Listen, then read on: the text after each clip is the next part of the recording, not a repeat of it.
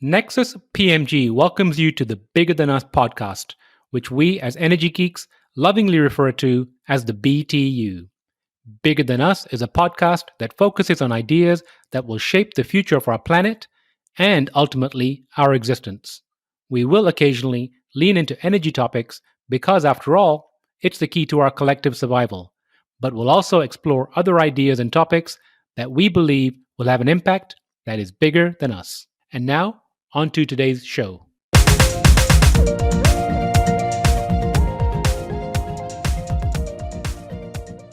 Hello, and welcome to the Bigger Than Us podcast. I'm your host, Raj Daniels, and today I'd like to welcome Alexander Gillett to the show. Alexander Gillett is the co-founder and CEO of HowGood, an independent research company with the world's largest database on food and personal care product sustainability.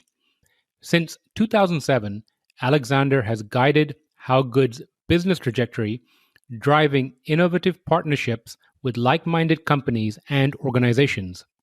Under Alexander's leadership, HowGood has provided critical data and insights into the quickly shifting world of sustainability for retailers, consumers, and CPGs, while maintaining its mission to increase transparency and reduce the impact of food and consumer goods on our world. Alexander, how are you doing today? I'm doing well. Thanks for asking. Alexander, where are you currently located? Right now, I'm in upstate New York, although true upstaters would say it is not upstate New York. I'm about an hour and a half north of New York City in the Hudson Valley. I normally live in Brooklyn. How's the weather up there? It's kind of a gorgeous day. You know, we had the cold spell for a little bit, and now it's back up to like 60 degrees, and it just feels kind of fresh and lovely. Well, good for you. Yeah. So, Alexander, I like to open the show by asking my guest the following question. If you were asked to share something interesting about yourself, what would it be? I don't know. Maybe the thing that always comes to mind is just from my childhood that I grew up traveling around the world and living in lots of different countries, and that very much shaped the way that I see the world and humanity. What are some of the countries you've lived in? Well, there's a whole mix. So the list would be England, Portugal, Zimbabwe, India, Australia, New Zealand, and then the States. But some of those, I don't know if you qualify them as living or not, right? Like some places it was 7 months. Does that count? You decide. I think 7 months gives you a good flavor. Why did you live in all these countries? We very much had parents that wanted us to see the world.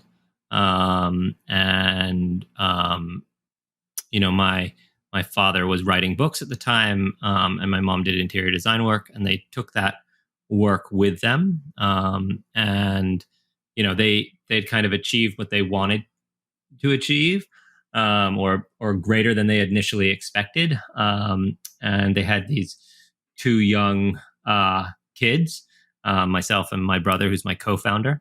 And they wanted to focus on, them and us getting to see the world instead of kind of a standard upbringing. So the one that stood out from the list that you mentioned was Zimbabwe. How long did you spend there? Zimbabwe was amazing. It was about 4 months in Zimbabwe. And it was back in 89. And so Zimbabwe was actually in a really pretty good place then. We spent almost the entire time basically doing different safari trips and staying in small remote towns. And it is immensely enjoyable. Now, you mentioned it shaped your view of humanity. Can you expand on that? Yeah, I mean, I think there's, just recognizing privilege in all of its forms. It's hard to be in a place like Zimbabwe or India as a child and not recognize the inequity of what's going on around you, but also witness, the joy and simplicity of things that bring happiness. And I think one of the first things I wrote that I was quite proud of as a child was about a story of a boy in India, and he was playing with a stick and an old bicycle tire wheel and just kind of rolling it down the street. And there was a few other kids who were interacting with him, and they were having, as much fun as I was having, when I played with something a lot more expensive, and kind of a recognizing of all of the balance between those two, right? Like, so where like basic needs are so incredibly important and so often underserved, and also that like you can find joy in simple things. And so there's a dual learning that kind of went on there for me. And it shaped the business that I want to be in, which is one that helps promote living wages and helps people live in conditions that don't include forced or slave labor. So thank you for mentioning the business. Can you give the audience an overview of HowGood and your role at the organization? Yeah. I'm the CEO of HowGood, and HowGood evaluates the impact of ingredients. And so what that means is that we've looked at 33,000 ingredients globally, and we've mapped out what happens when you grow them in essentially all of their different conditions, or all of their different major conditions as they're grown globally. And so if you tell me, that you're sourcing a crop from X location, we can tell you what the impact and what the risk factors are there. So, if you're worried about, low wages within an industry, or you were worried about forced labor or anything like that, we can tell you whether that's that. The same thing with greenhouse gas emissions, same thing with water impact, same thing with whether, you're at risk for different issues around animal husbandry, right? And so the idea is to centralize the data of what happens when you grow something. Because oftentimes you have a farmer who really knows their impact, but they don't know the impact of the crop on the farm next to them, or the farm next to that, or the one halfway around the world.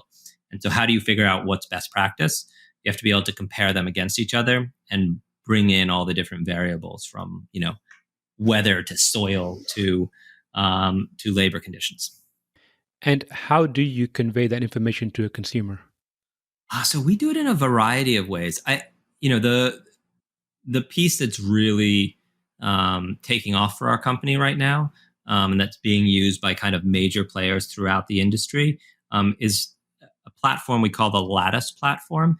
And it basically lets large manufacturers, so players like Danone, look at their entire supply chain and understand the impact for every product, for every ingredient that they're sourcing, what's going on in that supply chain. And then they can also make changes within the system, or see what changes they make to have the biggest positive impact. And so it's this idea of kind of helping companies move towards not just, I like to say that the word sustainable is actually not a very ambitious goal. It's this idea of kind of net zero. And if you think about your life and you say, oh, I want to have no impact in my life, it's not what we hold ourselves to. We want to have a positive impact on the world. And so companies are starting to look at themselves as well, and people within companies, and saying, we should be holding them to this higher standard as well, right? Like, you should make the world a better place. And so, we shouldn't be carbon neutral. We should aim for carbon sequestering, right? We should be pulling carbon back into the ground, especially in the agricultural system where we have that available to us, right? To try and offset some of the other industries. And so that's one way we help them identify kind of how and where they can do that. And not just for carbon, but for water impact, for biodiversity, for 127 different sustainability metrics. The other is we synthesize all that data and we turn it into like a very customer friendly. So rating that's good for the world, great for the world, and best for the world, right? So it's a super simplified version, and it goes right on the shelf edge. So next to a price tag in, let's say, Giant Landover, which is a 167 store chain here in the US. And they're owned by Ahold Delhaize, who have about 2,000 stores. You can basically walk through their aisles, and on every product, you can see along a scale where that product falls. And then you can vote with your dollars for a more sustainable product. So you don't have to understand the difference between cage-free, free-range, free-roaming, certified humane, and USDA organic eggs, right? You can just like look at a scale and be like, oh, these are the best ones. Great. I'm laughing because, the few times that I do go to the store, I have to go through that whole mental gymnastics of, okay, which one are the best for me and the planet, et cetera, et cetera. So Yeah. I understand what you're saying there. Yeah, exactly. I mean, I think everyone does. Even people in the egg industry are like, oh yeah, I was cage free. Is it free range? Like I switch, like which one has this standard and which one, and so like you can just imagine for most people who have a lot of other things that they're trying to take care of. It needed to be simplified. So you mentioned good, great, and best. Is that correct? Yeah, and anything below that is below our standards. It just doesn't get highlighted. So we basically highlight all the leading products throughout the store. Have you ever run across a time where you've rated a food and the producer did not want to be rated? Oh yeah, all the time. How does that? We've rated over 1 million products. So there's a lot of if your product doesn't do well, it's not probably the thing you want to highlight. But in the same way that, on Yelp or on, if you want it to be a company that's doing it like the Zagat, right? And the way they rate things, it's a informed opinion, right? About the standards of that product. And so there's not too much they can do about it. They can share more information with us. They can try and prove us wrong about their supply chains. And if they send us information that we don't have, we'll incorporate it. But typically we already have the information that they share with us. And so it's about the evaluation of that data. Now, there's an argument out there that food that's quote unquote better for you is more expensive. Can you speak to that for a minute? Yeah, I mean, there's an unfortunate truth to that, right? Highly processed foods are cheaper than vegetables. Should that be the case? No, but it is because they're shelf stable and there's all these different things. The same is true in a lot of cases with sustainability. If you average all the data together, a more sustainable product on average does cost more. That said, there are always places where that rule is broken, right? So in milk is almost always significantly more expensive as you get more sustainable. But that's not true when you're looking at things like beans, right? And so, even when I started this company and I was pouring all my money into it, I couldn't afford organic milk, right? Like that was a step too far for me during that stage of my life, right? And now, I'm very comfortable making that. And so I think everyone gets to make their individual choice around that. And ideally with scale, those costs get closer and closer and closer. And eventually, the most effective use of a square hectare or meter of land is to do kind of this regenerative agriculture where you're having tons of different crops grown in the same area and interacting well with each other and animals, even if you can. And so ideally, as we can also use these more complex methods that are harder to figure out, but they should eventually create higher efficiencies and therefore lower costs. But that's going to take time. And in my research, I came across a video where you were speaking about the true cost of food. Can you shed some light on that?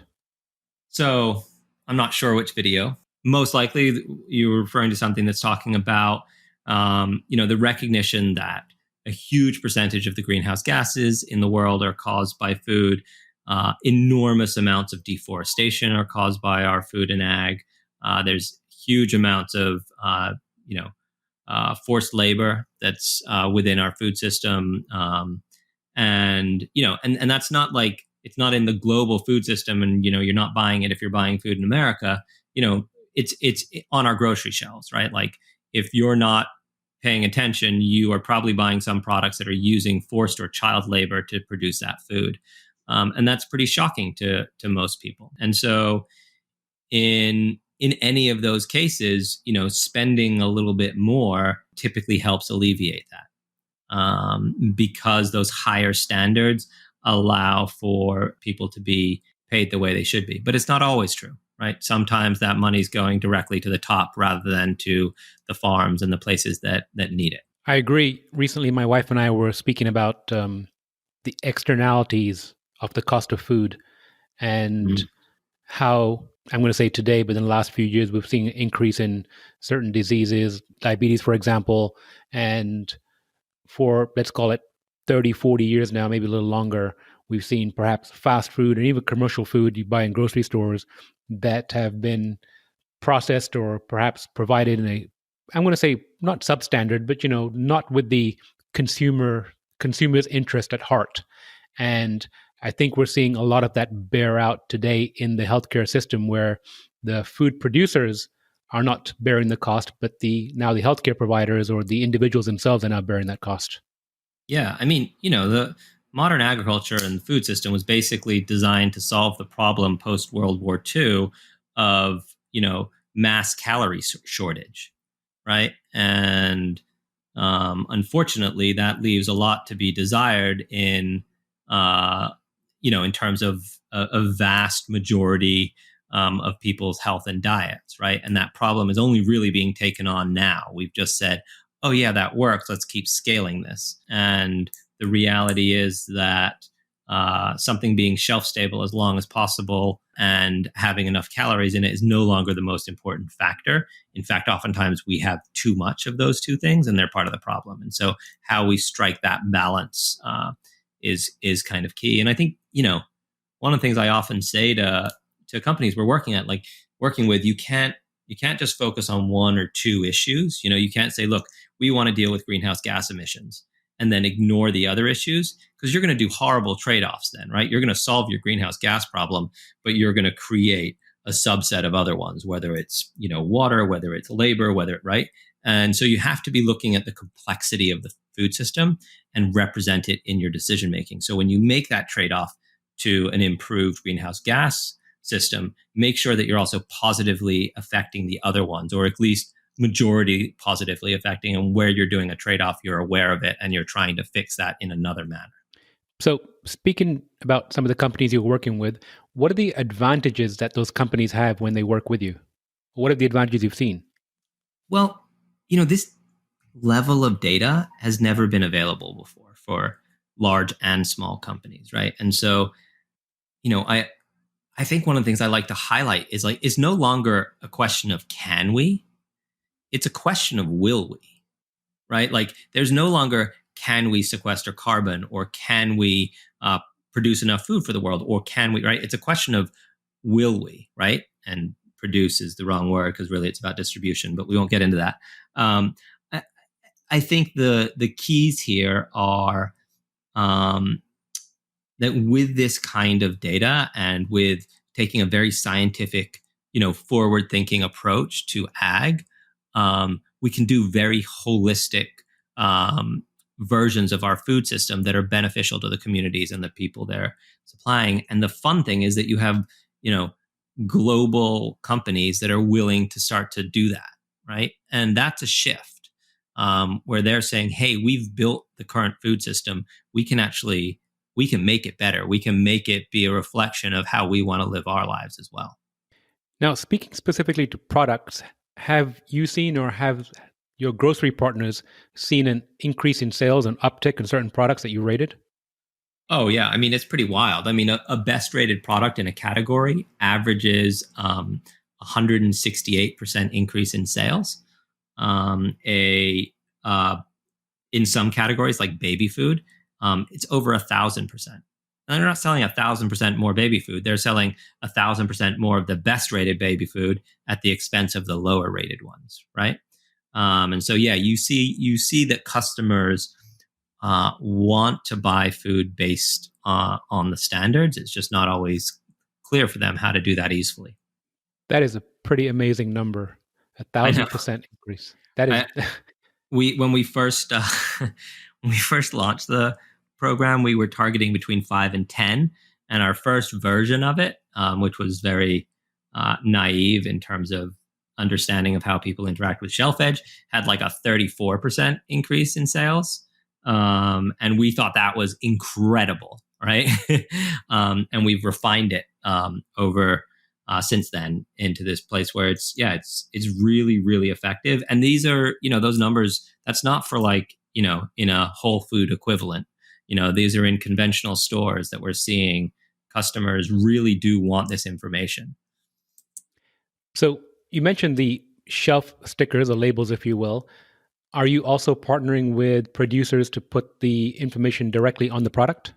No, because we don't want to be another, it's like the egg aisle, right? If you put best for the world next to cage free, free range, free roaming, certified humane, someone still looks at it and goes, wait, is that better than these or not? We want it to be on a scale and to be simple. So you've got to have the egg that's not quite as good next to that be on that same scale. And of course, only the best for the worlds would want to use the ratings. And so people won't be able to compare them. That said, anyone can download our app, scan the product in their grocery store, in their, at home in their pantry, and get an understanding of their impacts. So you have a consumer-facing app also, correct? Yes, it's pretty. You scan a barcode of any food product, and it should tell you the impact and the rating that product gets. I don't think apps are going to change the food system because the average person is picking between 5 milks, and it takes them 15 seconds to pick between those 5, right? The average app takes 30 seconds to scan one. So now you're saying, hey, take 2.5 minutes to scan those 5 milks rather than 15 seconds. Isn't very realistic for most people's lives. But for people who want to understand why a product gets a certain rating, or who are excited or disappointed by a rating, it gives them transparency to understanding it. That's pretty interesting. I like the idea of being able to go through the pantry at home and scanning what we have to see where it kind of aligns, and then perhaps, changing habits next time we go shopping. Yeah. So switching gears here, crux of our conversation, the why behind what you do. You've been pursuing this now for 14 years. You mentioned your early travel being influential on you, but why HowGood? What made you want to launch this company, and what keeps you going? My brother made me want to launch this company. It really was the genesis of the idea. He was living in England, and I was living here in New York, and he was telling me about this idea, and we kept kind of refining it. And it was just like, everyone's doing this research themselves, and they're spending all this money trying to understand their own impact without understanding all the variables and the way everyone else is doing things, right? And how do we simplify that and make it more effective so that the change can be accelerated? We really started it as like a passion project while we were doing other things. It was like, it wasn't, this will be a dashboard in 14 years that big companies will be using. It was like, this data will be available and will be valuable to these companies in terms of like helping them make change. And so we got there through an enormous amount of kind of hard work and willingness to kind of do what it takes. And that ranged from like government grants to working multiple jobs to, almost running out of money, multiple times, and finding solutions each time. And foregoing organic milk. There we go. So how do you gather your data? So, one of the nice things, having been around for a long time, is that we've built an enormous number of partnerships with data providers. And so we'll do data shares, and we'll give experts access to data. And so there's 2 different pieces that happen within our system. One is we have 450 different data sources that we're gathering data from. And the other is that we've had hundreds of experts come in and interpret what that data means, right? So it's not just, what happens when you start using a cover crop when you're, growing X, or what happens if you switch to no-till, but it's actually a question of like, is there a scientific consensus on what happens in each of one of these different regions and growing locations when you make this type of a change? And then mapping those all into the system so that we can provide that level of kind of accuracy and understanding for everyone. So, those range for, typically what we do is we look at one specific issue. So let's say we're looking at biodiversity, right? We'll look for the leaders of data in that space. So I would highlight Biodiversity International and the Agrobiodiversity Index, right? Incredibly complex data sets about biodiversity impact that need to be both ingested by our system and then interpreted and then made useful for a variety of different people within a company, everyone from a sustainability team to a researcher who's reformulating a product, right? And so we take that data, but then we also layer it against other sources of data. So if within biodiversity, if we're looking at deforestation, the Rainforest Alliance data, or if we have like geotags of the farms, then we'll actually use satellite data, right? And when we can use all three of those, we get an even more complete picture. And so that's kind of the goal. You use as many of the different data sources to create as complete an understanding around a given impact as possible. If I'm understanding correctly, you might partner with an organization that is collecting data on animal welfare. Is that correct? Yeah. And then you overlay that data via your, I guess, software, and you're able to create a score. Is that correct? Yeah. So let's say I'm going to look at a product. So you've got several of these different data points. I'm looking at the website right now. Quite amazing. How many of these data points are aggregated to create that one score? Well, it depends on the product and how many ingredients. So we actually rate every ingredient and then the percentage of the product that they make up. So every product is incredibly different. You could have, right? If you're just doing it for a carrot in a grocery store, right? It's the impact of that carrot, right? How far did it travel? What growing conditions was it grown in? Blah, blah, blah, right? Is it in packaging? Is it not? What's the impact of that packaging, right? It's relatively simple. You could have a processed food that has 40 ingredients in it, right? And then you have to map out every one of those. So there's no, people often say, is there a simple way to understand this? And the reality is like the food system is a complex system. If our system was simple, it wouldn't be accurately reflecting the food system. We build in that complexity to give you an understanding of, has this product overachieved within its category? You mentioned the carrot. Do you look at things like pesticides also? Yeah. Pesticides, fungicides, pretty much the idea, we look at the processing, right? Not for a carrot, obviously, but we're trying to take in the full complexity. We look at the packaging. So it's not just what's happening on the farm, but it is as many of those details as possible. Really sounds like an amazing story here. The way I came across your company is one of the co-founders of our company sent a screenshot of HowGood and Chipotle. So you're also working with restaurant partners too? Chipotle is actually our first restaurant partner. We're not like, we hadn't pursued that market because in general, restaurants do a poor job of differentiating themselves from each other in terms of their food standards. And Chipotle is an outlier in that. And there are some others, definitely. But in general, that side is behind, let's say, the grocery industry. But yeah, they approached us. We like what they're doing, how they're trying to improve things, and taking a data-centric approach that they can communicate to customers. We love it. And that's the type of thing we want to support. Well, congratulations on that partnership. Thank you. So I'm going to switch gears here. 14 years, what are some of the most valuable lessons that you would say you've learned on your journey? One is, I think just that, it's your journey. Don't try and model it off someone else's, if you want to keep going type of a thing. I think, people are like, 14 years, that's so long for, what some people call a startup. And it's like, it's true. That's a lot of time, but it's time I enjoyed, And so if you're enjoying it and you want to keep going, do it. And the same is true of the opposite. If you're not, like you don't have to stay at something. And so I think there's a certain amount of I end up talking to a lot of people in, the startup world who think like their app has to take off in 6 months or they should give up. And I think there's a lot of different versions of success stories out there, and you get to make your own. So speaking of keep going, it's 2025, magic wand. What does the future hold for HowGood? How do you envision HowGood to look in 5 years? My main goal, and honestly, it'd be great if this is HowGood, but I more care that it happens, is that companies agree to standards for how they're going to measure.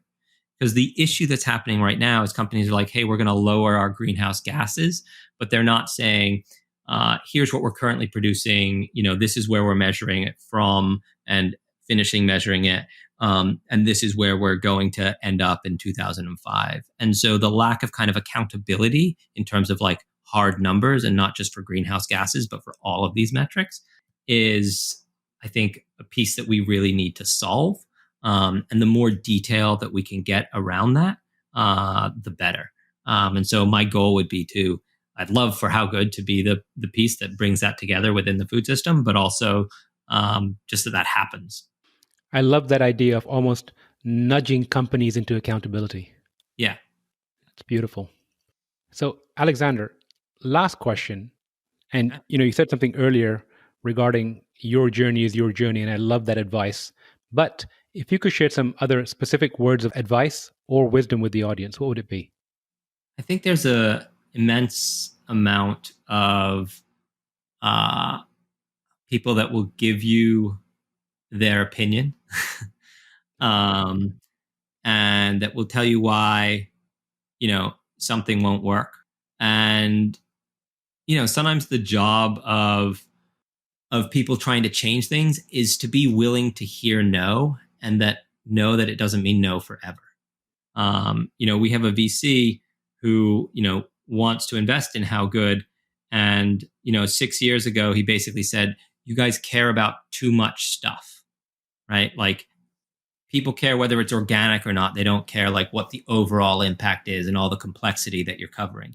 And not only does he want to invest now, but he actually built a fund that focuses on that exact thesis of like making sure that the companies they invest in are doing well across the board in terms of the world. And he called us up and he owned that. He said, look, I actually rejected you guys a long time ago. And since then, I've grown to understand that is where the market's going. And it's also what I want to focus on. And so it's not even just that that you're going to get no's and that you can find the right fit. It's that sometimes you'll get a no from a person who later on will come back and be a yes. And so, if you believe in something and you're trying to change something in a way that hasn't been necessarily done before, just keep at it. Well, I like that. It aligns nicely. Keep at it. Keep on your journey. Stay with it. I've so enjoyed speaking with you, and I'm excited to see where HowGood goes. I really feel like from a macro standpoint, we can all benefit from the work you're doing, especially if you make it easier for us consumers to walk into a store and, at a glance know where the product stands on your, on your scale and just in general in our lives. So I appreciate that. Is there anything else you'd like to share before we go? No, just, pay attention to the companies that are making these changes. General Mills switching its to regenerative agriculture for, a huge portion of its wheat that it produces is an amazing thing. They're going to be sequestering carbon. They're one of the largest wheat producers in the world, right? Like, when you see something like that, support it with your dollars. Show them that you care, because every time we buy something, we are voting. So, we get to vote with our dollars and help fix the food system every time we go to the grocery store. I appreciate you sharing that, Alexander, and I look forward to catching up with you again soon. Thanks, me too. Thank you. Before we go, I'm excited to share that we've launched our comic strip, The Adventures of Mira and Nexi. You can find the first issue at our website, nexuspmg.com, under the Original Content tab. Thank you for listening. If you like our show, please give us a rating and review on iTunes. And you can show your support by sharing our show with a friend or reach out to us on social media, where you'll find us under our Nexus PMG handle. If there's a subject or topic you'd like to hear about, send me an email, btu@nexuspmg.com, or contact me via our website, nexuspmg.com. And while you're there, you can sign up for our monthly newsletter, where we share what we're reading and thinking about in the clean tech, green tech sectors. Bigger Than Us is a Nexus PMG production.